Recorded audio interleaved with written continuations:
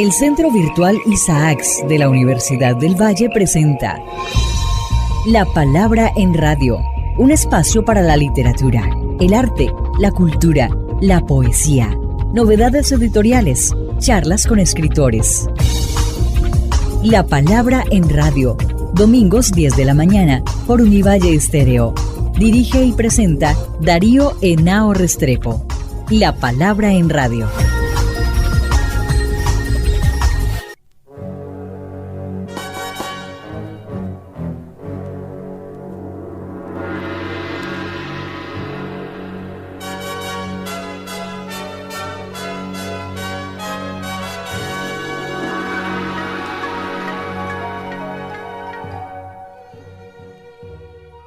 Muy buenas, estamos aquí en La Palabra en Radio y en La Palabra Transmedia, un periódico de la Facultad de Humanidades y Centro Virtual de la Universidad del Valle. Hoy tenemos a un invitado muy importante que nos visita aquí en la ciudad universitaria.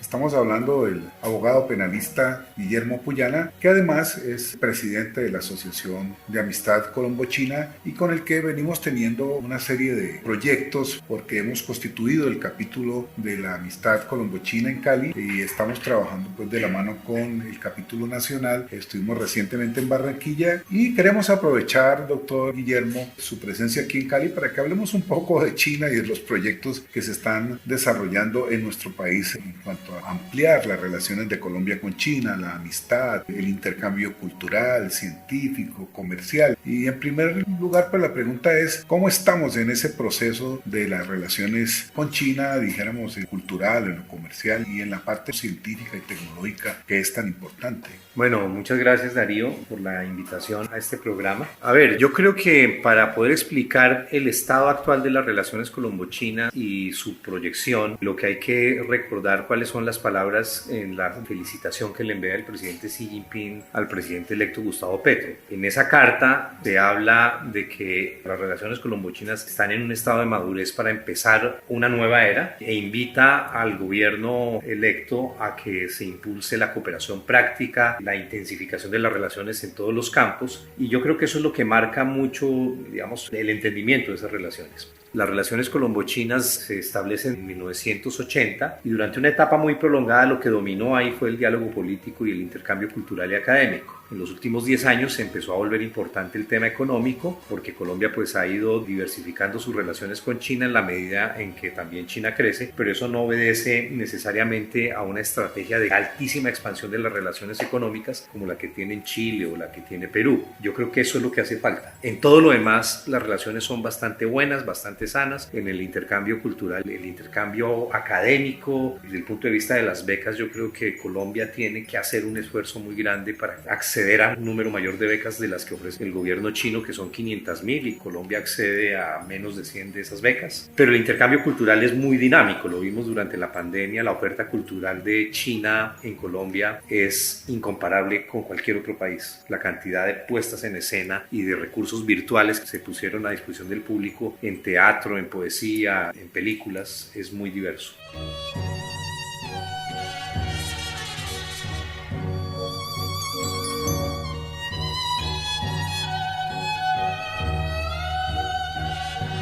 Una pregunta más de orden general, geopolítico, es que tú escribes en los periódicos colombianos, estás escribiendo una columna en el diario El País, que tiene que ver con el proyecto que tiene China hoy en la economía global. Para que le contemos a nuestros oyentes, China hoy es un país con una economía potentísima, emergente, que ya prácticamente se la considera la primera economía del mundo. ¿Y cómo ves tú, digamos, ese proceso que de todas maneras tiene tensiones? Hay una guerra ahora de por medio donde los chinos han tenido que fijar unas posiciones todavía muy cautas, y contémoslo después a nuestros oyentes sobre esto.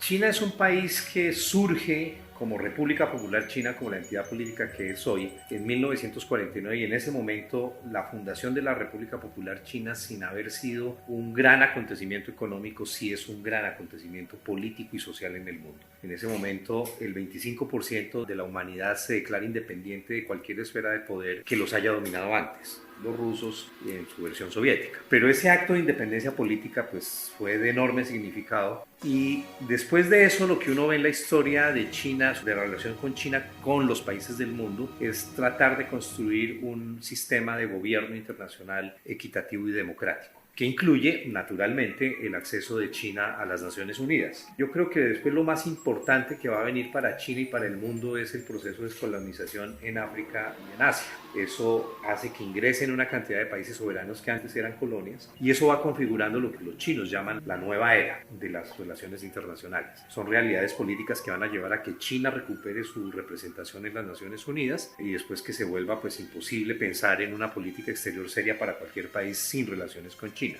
Después viene la reforma y la apertura y el dinamismo económico que vemos hoy, de lo cual hay un hito que es en el 2000 China accede a la Organización Mundial de Comercio y empieza a actuar como un actor económico globalizado en unos niveles de competencia y de adaptabilidad que no lo tiene nadie. Y ahí es donde empiezan a aflorar mucho más claramente las áreas de fricción con los Estados Unidos, y en los últimos 10 años pues muy claramente porque China empieza a dialogar y a cooperar con los países del mundo en un esquema que no era conocido para los Estados Unidos, o si lo hubiera conocido creían que no iba a suceder, que eso también puede haber pasado. Y yo creo que en eso mucho tiene que ver el pasado común de China con África y con América Latina y con Asia, de ser un país subdesarrollado. Es la primera vez en la historia de la humanidad que un país que viene de la pobreza, que viene del subdesarrollo, compite económicamente en poder económico integral con un país industrializado. Eso no había pasado nunca. Digamos, la transición del poder había sido básicamente entre países con algún nivel de poder o con algún nivel de industrialización. Y eso es lo que explica por qué los chinos construyen un diálogo bastante fluido con África, obviamente coincidiendo con una retracción de los intereses europeos en África. Los chinos llegan con inversión y con ofertas de recursos para endeudamiento y proyectos de infraestructura a África, no solo porque están convencidos que en la medida en que esos países se modernicen y se industrialicen, serán más independientes y por lo tanto multipolares, sino también dentro de un escenario en el que Europa en general se ha retraído de África y de América Latina también. En América Latina pasa una cosa muy parecida. Si uno mira las estadísticas de comercio norteamericano de los últimos 20 años, América del Sur,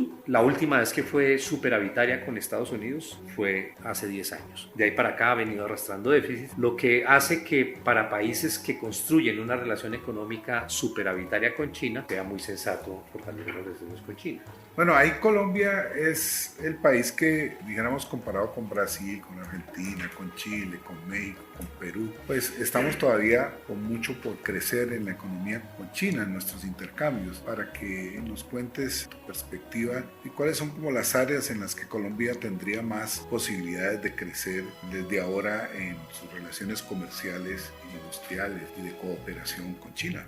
Sí, yo creo que lo primero que hay que hacer es empezar a hablar de las relaciones económicas con China en esos términos, como lo estás hablando, en términos de relaciones económicas integrales que incluyen comercio, inversión y cooperación. Si pensamos solo en comercio, Colombia tiene un rezago terrible. Yo me temo mucho que ese rezago es dificilísimo de superar. Está muy ligado a la capacidad exportadora de Colombia, que tiene que ver con la capacidad de producción de cosas que le interesan a China, sobre todo agroindustrial, y la capacidad, digamos, de la infraestructura exportadora. Cuando uno tiene un solo puerto y muy importante para exportación en el Pacífico, y ese puerto se bloquea muchos días al año solo por razones ambientales, la capacidad de China de acceder a los mercados de Colombia y del chino se deteriora. Pero si uno piensa e incluye inversión y cooperación, el panorama cambia y eventualmente ahí las cifras empiezan a equilibrarse mucho, sin que eso quiera decir que tengamos que resignarnos a que el comercio tenga que seguir siendo superavitario con China. Lo que yo digo es que eso es muy difícil de resolver en este momento, pero sí se puede hacer algo en relación solo con comercio, y es entender por qué nuestra oferta exportadora a China tiene una composición que no tiene que ver con la composición general de la oferta exportadora colombiana a China al mundo. Colombia exporta alrededor del 55% de sus cosas que exporta son industrias extractivas, y alrededor del 25% son agroindustriales que tienen valor agregado, que a los chinos les interesa, que a nosotros nos interesa y que está más dentro de la línea del programa del futuro gobierno. En cambio, en China exportamos el 98.5% de lo que exportamos son industrias extractivas. Hay un desbalance ahí entre cómo es la estructura de exportación de Colombia con lo que está pasando en China. Eso hay que revisarlo para ver si hay unas potencialidades, pero definitivamente donde yo creo que la cosa es más interesante es a través de activar y estimular mucho los mecanismos de cooperación regionales entre Colombia y China, entre ciudades y provincias de Colombia y China, porque hay unos recursos de cooperación para el desarrollo que se añaden a los del gobierno nacional, pero vienen directamente irrigados a los departamentos de Colombia y a las ciudades de Colombia.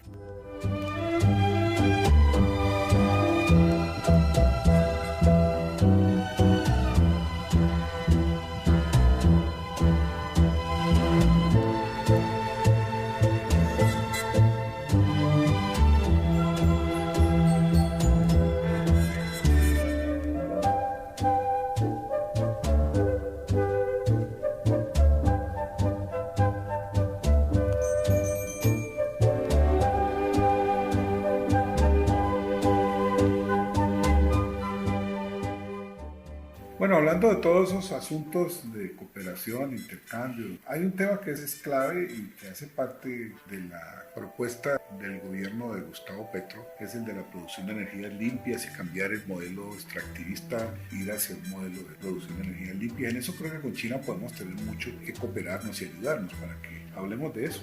Definitivamente, yo creo que esa es una de las cosas que más permite visualizar la relación colombo-china en términos muy positivos para las necesidades de desarrollo nacional colombiano. Las palabras del presidente electo el día de que él anuncia su victoria en las elecciones, dice que Colombia tiene que volverse en un líder del cambio climático, que eso implica una política exterior distinta en relación con energía. China, después de haber acumulado una deuda ambiental muy alta como resultado de la forma en que enfoca su desarrollo en los últimos 20 años, después de 1980, empieza a entrar muy fuertemente en energías renovables y limpias y en este momento es líder, está resolviendo gran parte de los problemas tecnológicos de la energía solar, por ejemplo, cómo se acumula, cómo se distribuye. Pero el dato más importante es China es el inversionista, es el país que más invierte en energías limpias en el mundo. 368.000 millones de dólares, de acuerdo con el último informe de la Agencia Internacional de Energía. Y el siguiente está 40% debajo de inversión en ese sentido. Y Estados Unidos está muy rezagado. Eso es muy importante para China, es muy importante para América Latina, es muy importante para el mundo en general, pero indudablemente eso va a crear unas áreas de fricción con países que necesitan que su consumo y su matriz energética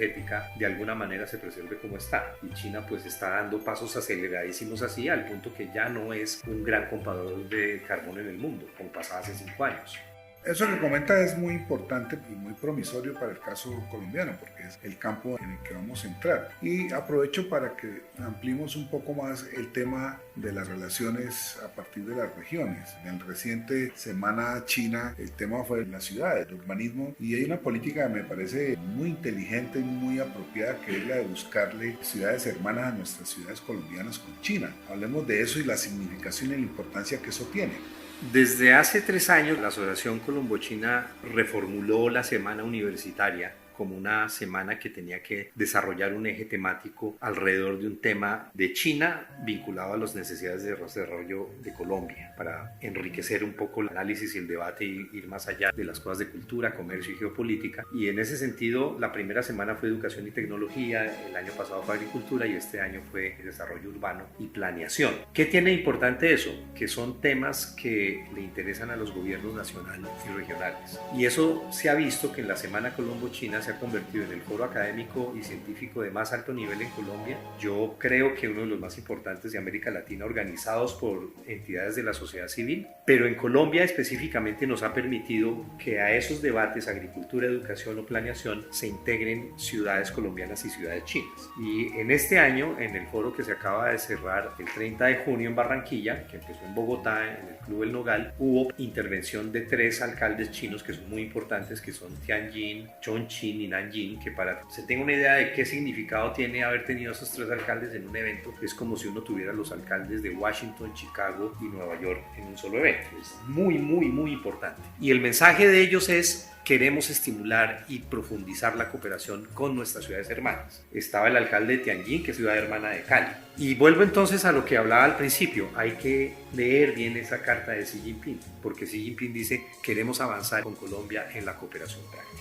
¿Qué quiere decir eso? Colombia tiene muchos hermanamientos, muchas ciudades tienen hermanamientos, varios de ellos hay hermanamientos de hace 20 años que no han avanzado a la cooperación práctica. Por lo tanto, los mecanismos y los recursos y las áreas de cooperación en energía, en patrimonio cultural, en desarrollo económico de los cuerpos de agua aledaños a las ciudades, no se han integrado en proyectos específicos. Entonces, la Semana Colombochina se ha vuelto muy significativa porque permite integrar alcaldías y gobernaciones de Colombia y de China a que miren cómo proyectan sus áreas de cooperación. Yo espero que con la invitación que mandó el alcalde de Tianjin a su ciudad hermana que es Cali, pues en el futuro tengamos una posibilidad de integrar proyectos que trasciendan las administraciones. En Barranquilla es muy interesante porque está ligado a patrimonio cultural y el desarrollo económico del río. Esos son dos temas que le tienen que interesar al alcalde actual, al que sí y al que le sigue. Y la idea de la asociación es contribuir a que esos hermanamientos entren por cooperaciones concretas en proyectos que permitan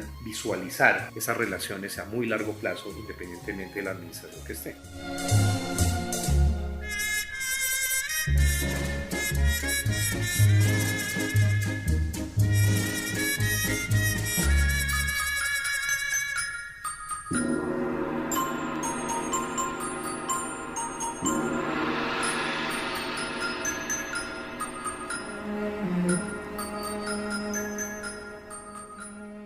Estamos en el Pacífico colombiano, Guillermo, y aquí pues hay mucho interés, tú lo sabes muy bien, de estas relaciones con China. Hay empresarios, tenemos algunas tradiciones de convenios con los chinos en la Universidad del Valle, y hay empresarios que ya tienen negocios en China, hay un colegio de empresarios que están enseñando mandarín, y por supuesto desde la Universidad del Valle que hay tantas áreas en las que podríamos tener intercambio con China que serían pues exitosísimas si las logramos concretar. La pregunta es que hablemos un poco de la importancia que tiene el que nosotros compartamos la cuenca del Pacífico y las posibilidades. Ya hay mucho chino que ha venido aquí, que tiene algunos negocios, algunas carreteras, han ofrecido cosas en el terreno de la infraestructura, en puertos, para que pues profundicemos un poco y le contemos a nuestros oyentes sobre la importancia que tiene el hecho de que estemos en el Pacífico.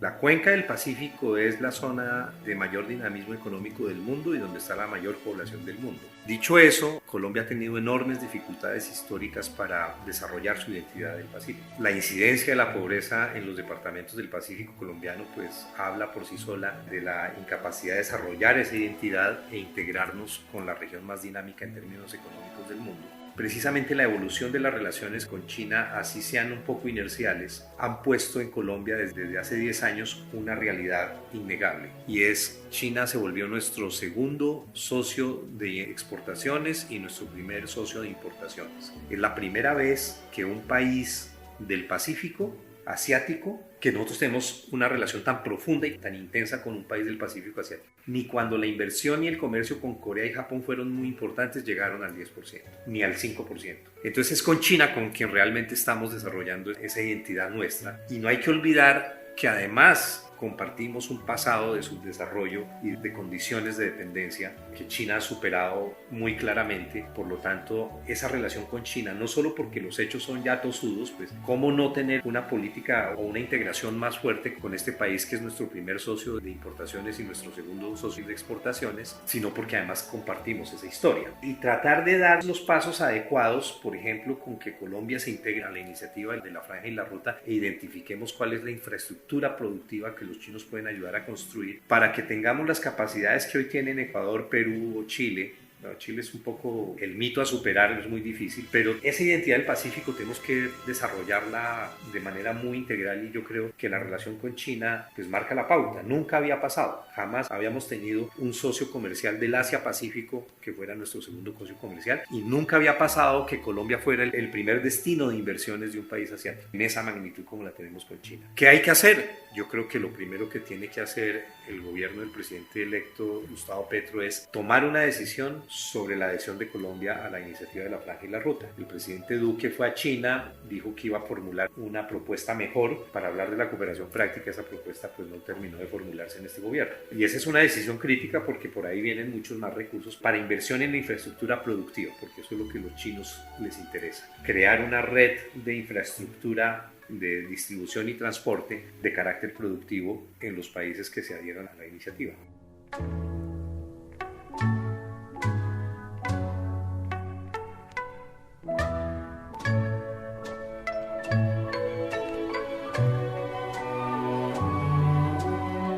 pasándonos de la llamada sociedad de conocimiento que tanto insistió el presidente electo Gustavo Petro, Guillermo, decir el papel de la academia, el papel de las universidades, de los investigadores, con un país que está tan adelantado, es algo asombroso lo que están haciendo los chinos. Dijéramos, desde el punto de vista del conocimiento, qué perspectivas, qué horizontes vale la pena destacar de lo que se viene en esta cooperación y relación con China.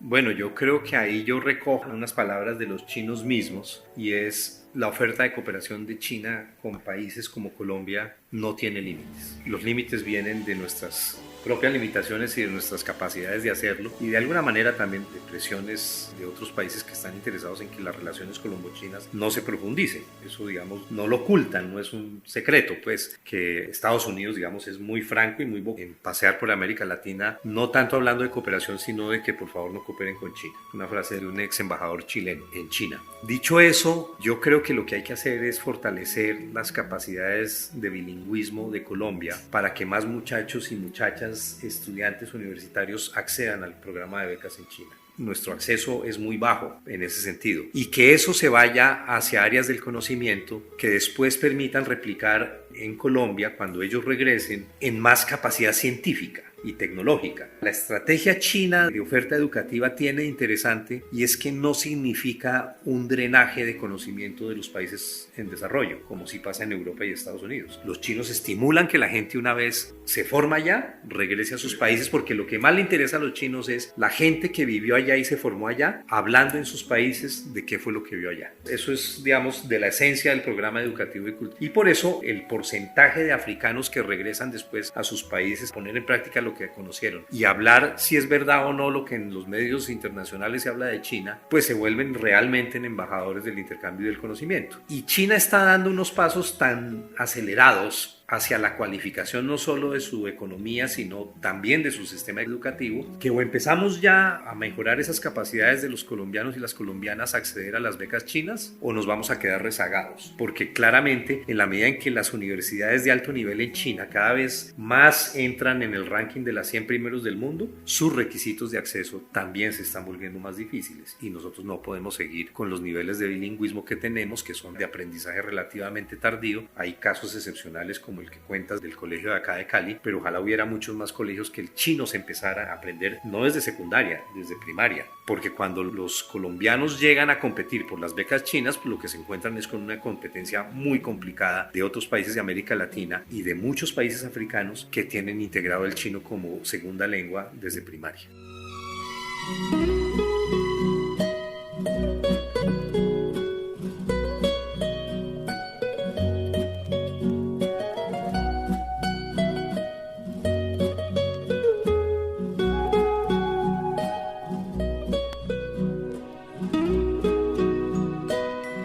Hablando del idioma, es muy importante pues, la propuesta que tuvimos en el pasado que no se pudo concretar del Confucio, pero ahora la embajada está muy interesada en los centros de enseñanza del mandarín, que creo que apunta a lo que tú estás señalando. Creo que se puede resolver enseñando el mandarín desde el nivel primario, secundario y universitario. Y bueno, en esa es una de las apuestas que nosotros, por la oferta que nos hizo el embajador Lanju, queremos aprovechar. Yo creo que hay que trabajar en ese sentido, porque tú estás señalando un punto neurálgico, es decir, si no tenemos bilingüismo, no vamos a poder tener acceso a todas estas posibilidades que ofrece la República Popular China, para que pues nos des una visión de lo que se puede seguir haciendo en este campo ya en concreto en las distintas regiones, en las distintas ciudades, dado que hay universidades como la nuestra que estaría dispuesta a trabajar y a proyectarse como región, el departamento, la ciudad también lo haría.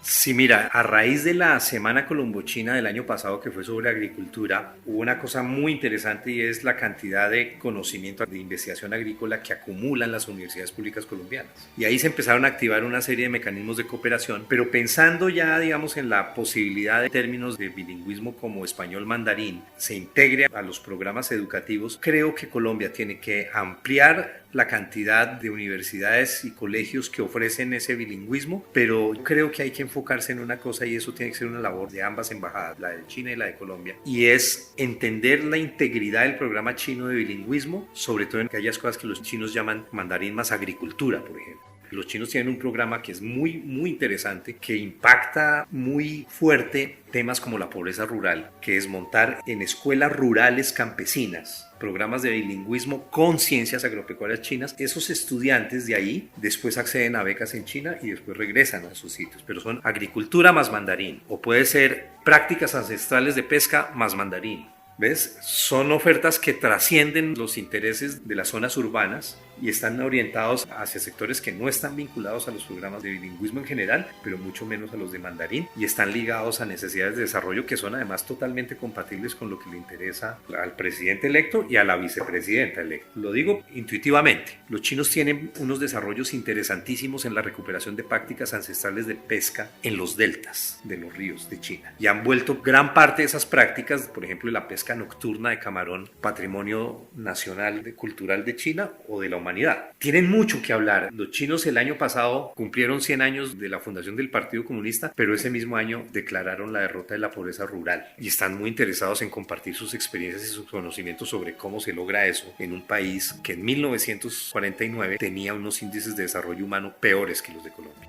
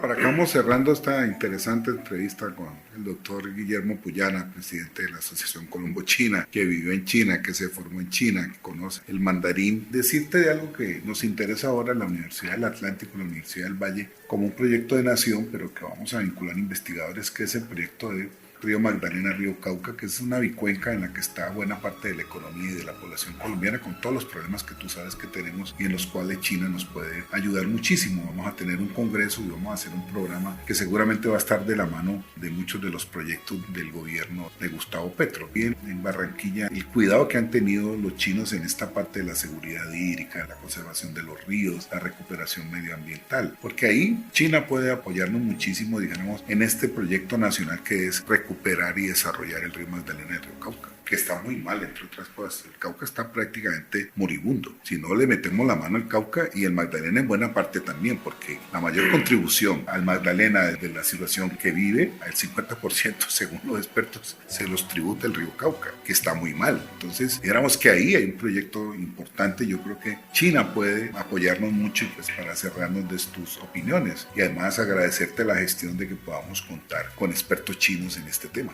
Ya estamos en la tarea de comunicarle a los chinos la importancia de este evento que están organizando la Universidad del Valle y la Universidad del Atlántico. Estamos esperando respuesta y yo espero que sea positiva y que vengan expertos del nivel que vimos en las áreas de urbanismo. Dicho eso, yo creo que además de una enorme experiencia de los chinos, hay una historia que es más o menos común. China también tiene dos ríos muy importantes que corren relativamente paralelos. Son el Yangtze y el Amarillo. Y hay un río que de esos que es un río muy importante en la historia de la civilización china, que es el río Amarillo, que también fue un río trágico. Hubo épocas en las que el río Amarillo no llegó al mar.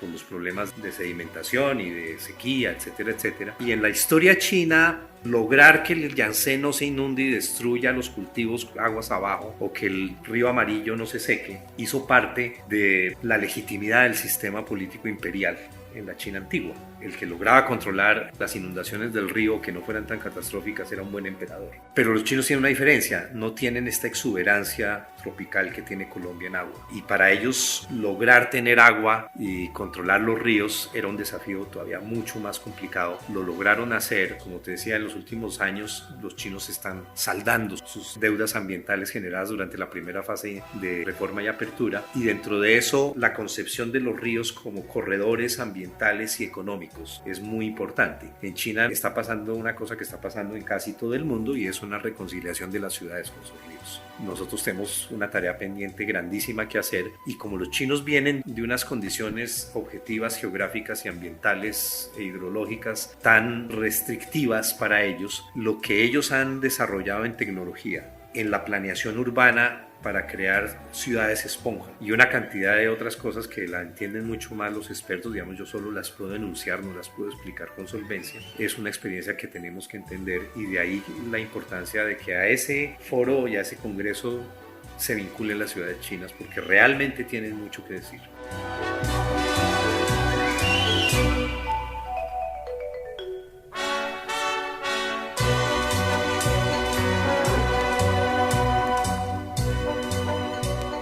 Bueno, hemos conversado aquí en nuestro programa con el doctor Guillermo Puyana, que le agradecemos haber estado aquí en nuestro programa La Palabra en Radio, La Palabra Transmedia, y habernos visitado aquí en la Universidad del Valle para programar pues un gran evento con la Asociación de Amistad Colombo-China, con el capítulo de Cali, la colonia china, el señor embajador, comerciantes, empresarios, que seguramente vamos a hacer en el mes de septiembre y que próximamente les estaremos informando. Y bueno, decirles a ustedes que el doctor Puyana estará invitado a nuestro programa en próximas oportunidades, porque hay muchas cosas que hablar, en las cuales él es un experto y un gran conocedor de China y de sus relaciones con nuestro país y con el mundo. De manera pues, Guillermo, que te agradezco haber estado aquí con nosotros en nuestro programa. Muchas gracias, Darío, a ti, a la Universidad del Valle, y pues en efecto espero que este sea un escenario para poder hacer muchas más cosas. Así como Colombia debe potenciar su identidad del Pacífico a través de China, la asociación tiene claro que el Valle es importante en los eventos de la asociación, y ahí tenemos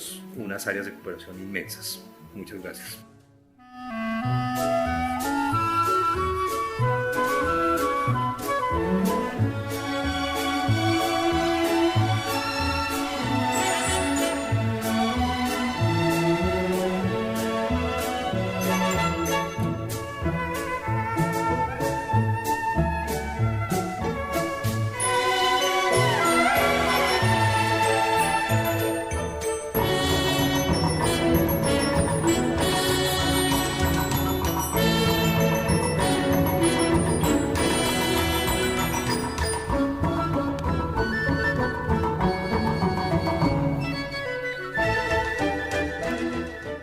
Le agradezco a todos mis oyentes, los espero aquí en una próxima emisión el domingo. Agradezco a mi productora general Shirley Sáenz Mosquera y a nuestro productor de sonido Julián Fernando Marín. Los espero aquí entonces en La Palabra en Radio, en la 105.3 de la FM Univalle Estéreo.